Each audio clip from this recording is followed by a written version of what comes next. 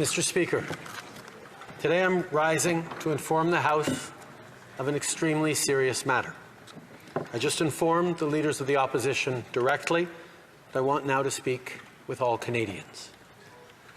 Over the past number of weeks, Canadian security agencies have been actively pursuing credible allegations of a potential link between agents of the Government of India and the killing of a Canadian citizen, Hardeep Singh Nijjar.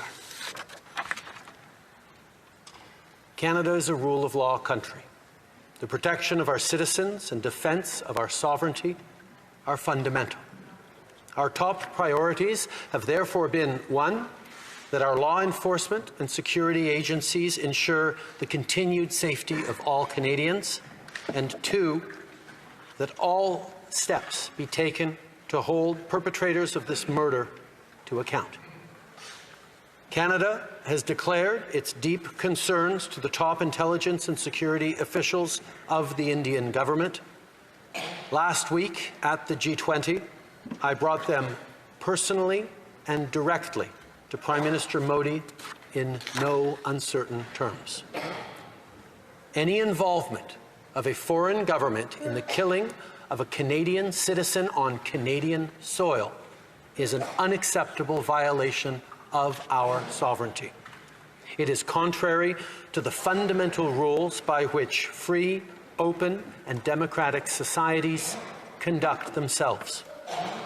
As you would expect, we've been working closely and coordinating with our allies on this very serious matter. In the strongest possible terms, I continue to urge the Government of India to cooperate with Canada to get to the bottom of this matter.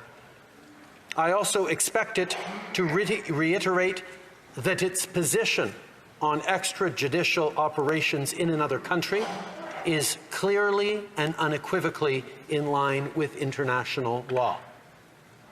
I know many Canadians, particularly members of the Indo-Canadian community, are feeling angry or perhaps frightened right now.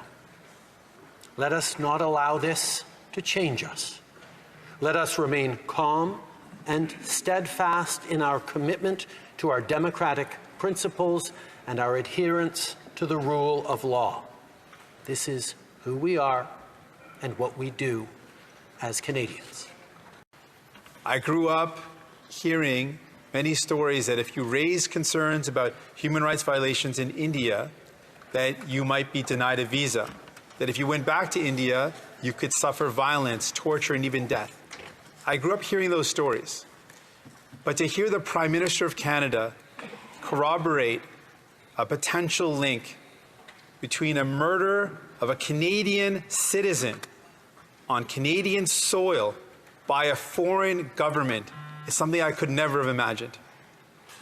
I want to send a message directly to activists across our country who have fled persecution, who speak truth to power, knowing of the real dire consequences to themselves and potentially their family.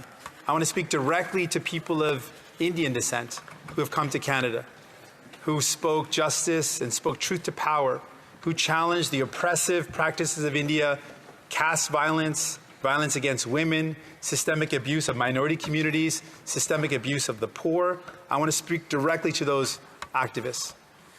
Governments around the world are trying to silence you. The Indian government and the Modi government specifically is attempting to silence you. But truth cannot be silenced. Justice cannot and will not be silenced. We know that the practice of the Indian government has been one of division, of violence, persecution, attacking those that are critical of the government. It is now an important time to send a clear message. As a democratic country, as a country that respects the rule of law, what will be our response? I want people to know that as leader of the New Democratic Party, I will use every tool at my disposal to ensure that Canada uses every tool and every power of a democratic nation to bring those responsible to justice. We will ensure that no rock is unturned, that every possible link will be examined, that the public inquiry should also turn its eye to this, with the full rigor of that public inquiry, we need to know the truth. We need to know all potential links, and anyone and everyone responsible should be brought to justice using the full power of a democratic nation. I call on our allies to condemn this violence, this direct violation of a sovereign nation's rights, to condemn this act in the harshest terms possible. This will require all democratic nations to come together to send a clear message about what this means, that a foreign nation kills a Canadian on Canadian soil. This is something that all democratic nations have to stand up and denounce clearly.